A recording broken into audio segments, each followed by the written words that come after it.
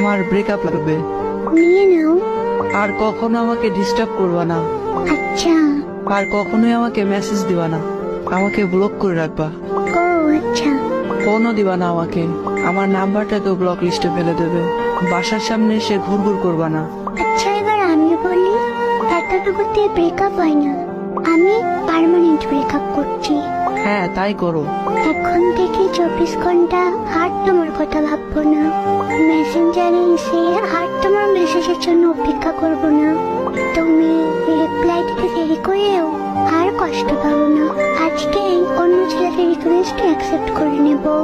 তারপর সকালে আর তোমাকে গুড মর্নিং বলবো না, তোমার ওই হাসি মুখটা দেখার জন্য ব্যাকুলও হবো না।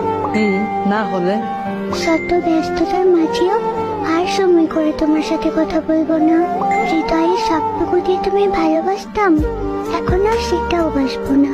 এবার খুশি তো? খুশি। পারবে তো এসব করতে? যা যা বলছো সব পালন করতে পারবে তো? হ্যাঁ খুব পারবো, কোনো টেনশন নিও না।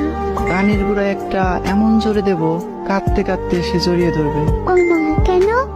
তোমার সাহস হয় কি করে আমার সাথে পার্মানেন্ট ব্রেকআপ করার? তুমি তো বললে। আমি বললেই শুনতে হবে নাকি? হ্যাঁ শুনতে তো হবেই। ও বুঝতে পারছি, আমি তো এখন পুরাতন হয়ে গেছি। এখন নতুন নতুন ছেলেদের রিকোয়েস্ট অ্যাকসেপ্ট করবা, তাই না? তুমি একটু ভালোবাসো না আমাকে। কি হলো, লাগবে না ব্রেকআপ? শয়তান। পাগল একটা।